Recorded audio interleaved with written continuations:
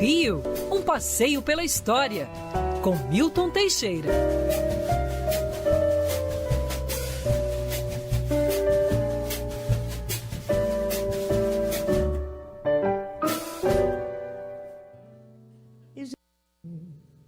Começar um bom lugar para encontrar Copacabana, para passear na beira-mar, Copacabana. Nesse climinha que a gente vai conversar agora com o professor Milton Teixeira para falar de Copacabana, o maior palco do Réveillon, e aí vai trazer um pouquinho da história de Copacabana. Professor, bom dia, tudo bem, professor? Bom dia, gatinha, quanto tempo, bom dia, né? Mário, bom dia, família Band, bom dia, queridos ouvintes. Copacabana, daqui a alguns dias, será um dos palcos mais famosos do planeta. A festa do Réveillon, para vocês terem uma ideia, mobiliza mais gente que o Carnaval, só que o Carnaval dá mais grana, né? Isso é outra história. Mas o bairro de Copacabana foi um dos primeiros bairros realmente à beira-mar, depois de Botafogo.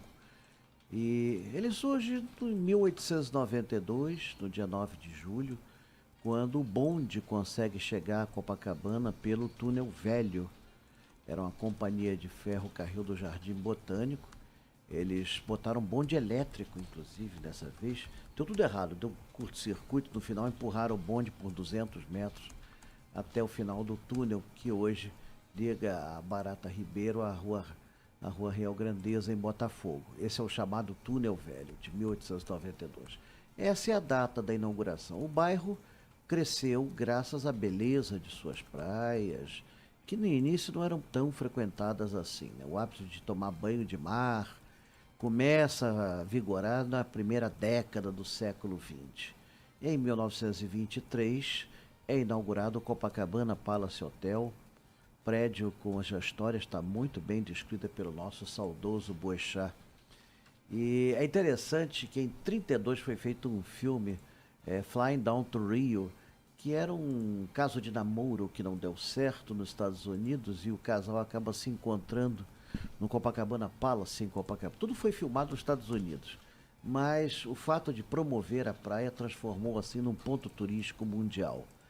Copacabana emergiu de um local, de um areal onde só tinham cajueiros e pitangueiras, para um bairro de casas de luxo, mansões fabulosas e, depois da Segunda Guerra, prédios de apartamento.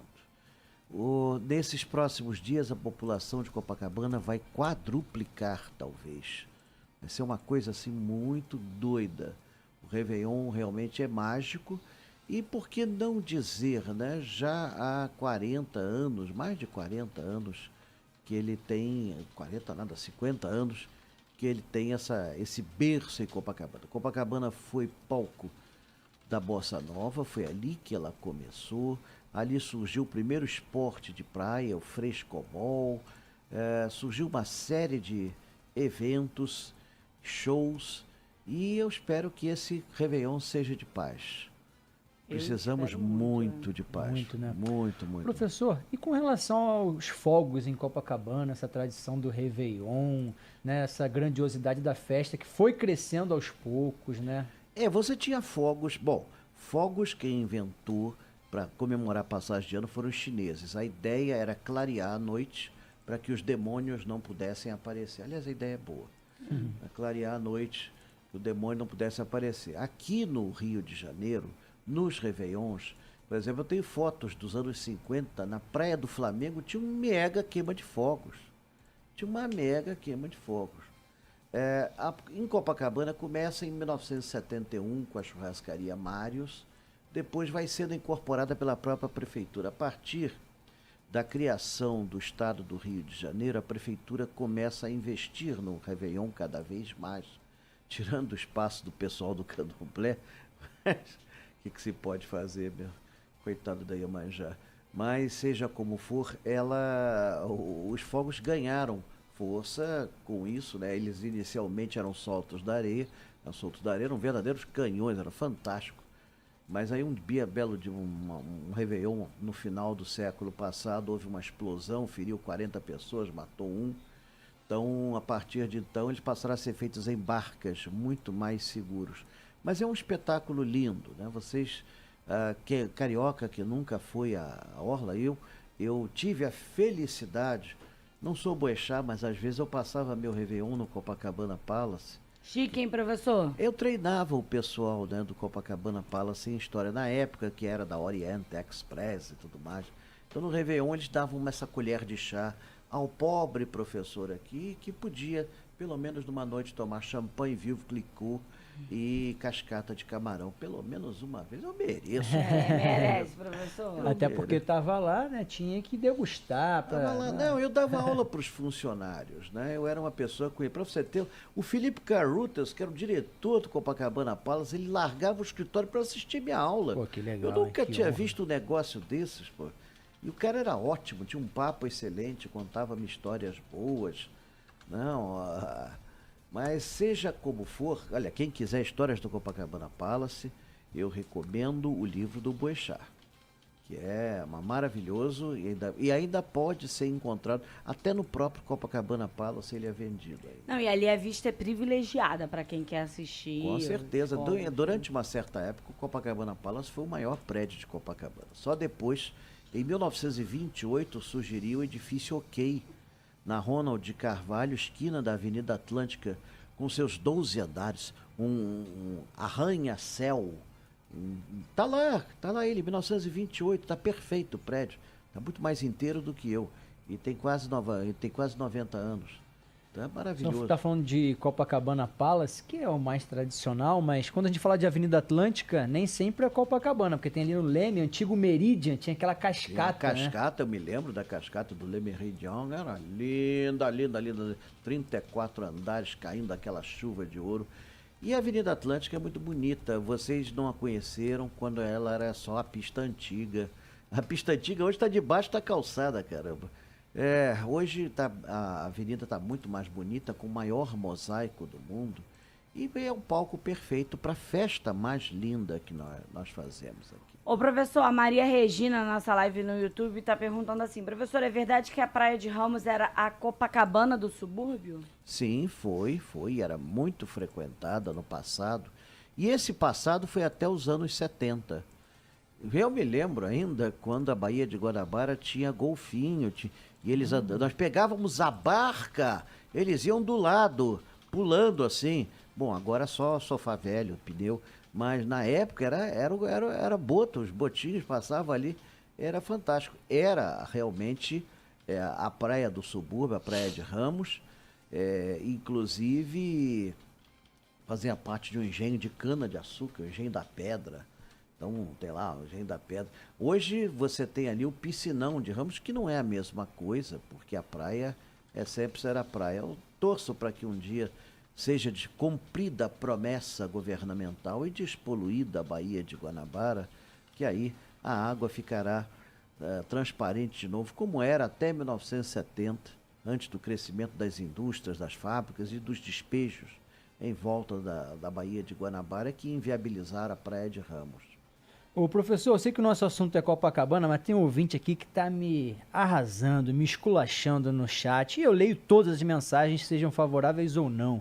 Quando eu falei aqui, a gente estava tratando sobre dengue, eu falei carinhosamente daqueles laguinhos ali próximo ao Vivo Rio, ali perto do MAN, aí um ouvinte falou: como você tratou assim os jardins aquáticos de Burle Marx?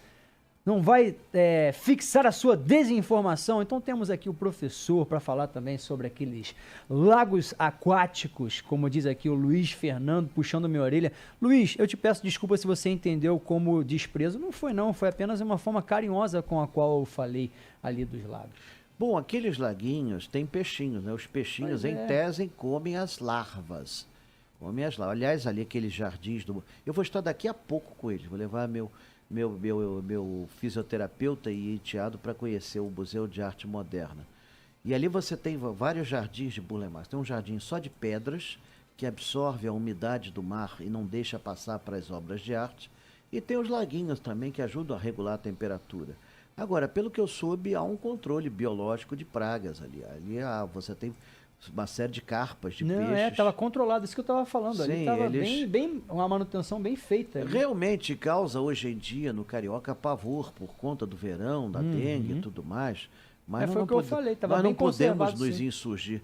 Infelizmente, não podemos falar isso de outros lagos, de chafarizes, que praticamente viraram monumentos secos, né? Você não tem mais um chafariz funcionando na cidade regularmente como tinha no passado. Eu até observei que na Praia de Botafogo foi feita uma manutenção, mas realmente foi o que a Agatha comentou aqui em outras regiões, né, Agatha? Isso não é o que tem sido feito. Aqui, pelo menos em Botafogo, ali próximo ao edifício Empresarial Argentina, eles fizeram uma reforma recente. E tá bem bonito ali, tá bem bacana. Professor, antes da gente se despedir, nessa última sexta-feira de 2023, eu queria saber, tem passeio para 2023 ainda? Ou a gente já está pensando em 2024? Não, 2023 acabaram, né? O último foi da Floresta Tijuca, teve gente até não poder mais. É? Foi maravilhoso. Beleza. Foi maravilhoso. E eu vou garantir que em 2024, no verão, eu vou fazer passeios bem simples por conta do calor. O primeiro deles deve ser Mosteiro de São Bento, Praça Porque às vezes fica Mauá. até perigoso, né? Que tá muito calor e... Sim, as sim, eu pessoas- estou querendo evitar e eu sou sensível ao calor, minha pele é sensível ao calor, então, e tem muito lugar aqui para queimar, então eu estou pretendendo fazer Mosteiro de São Bento, ou então lugares abrigados, assim, Museu Histórico Nacional, cuja entrada está gratuita. Então, tem ar-condicionado. Tem ar-condicionado É e legal. tudo mais. Boa ideia, sabia? Exatamente. Acredite se quiser, não sei se é uma iniciativa do governo, mas está sendo uma ótima iniciativa. O Museu Histórico Nacional está com entrada gratuita. Aí, ó, que bom. Pois Boa é, dica. o Museu da República está com entrada Tem me gratuita. causado muito espanto quando vem aquelas máximas das onda de calor recentes, Agatha. O Jardim Botânico, que é uma das áreas mais arborizadas, se não for a maior do Rio de Janeiro, tem registrado ali top das sensações térmicas do Rio, beirando aí, passando os 40 graus. Então você vê como é que tá descomunal esse calor no Rio de Janeiro. Pois é, agora quando fizeram a música Rio 40 graus, agora é Rio 60 graus. A cidade do caos. Mas o calor sempre fez parte da nossa vida. Imagine no passado, quando as ruas não tinham árvores e quando se tomava banho só de 3 em 3 meses. Eita, aí também Quando não, se hein? trocava de roupa no início. Não vem dizer que no passado nevava, porque não nevava, não. Não tinha essa onda de calor realmente, mas as temperaturas eram altas. A imperatriz Leopoldina dizia que vivia encharcada, que a cama dela virava uma poça d'água. Era uma coisa assim horrorosa, não suportava, vivia de camisola o dia inteiro. Uma imperatriz vivendo de camisola o dia inteiro no palácio, porque não aguentava o calor daqui. Esse negócio desses vestidos bonitos é novela de época da TV. Vestidos rodados, né? Porque a turma, na intimidade, procurava usar a roupa mais leve possível. Todo mundo saía de casa depois das 5 horas. Banho de 3 em 3 meses, né? Só o Dom Pedro I, que era a exceção, tomava banho regularmente. Mandou carta para a Marquesa de Santos. Que delícia, que prazer, ainda parece que estou na obra. Hoje tomei banho e seus traços desapareceram. E Dom João, que só tomou um na Praia do Caju, em 1817. Um na vida toda. Também acabou com a Baía de Guanabara. Professor, um beijo pra você. Excelente fim de ano. Que Obrigado. seu 2024 seja tão lindo quanto o 2023 e ainda mais. tá Vai bom? ser melhor. E eu só volto aqui ano que vem. É isso. Um beijo, professor. Beijo, um abraço.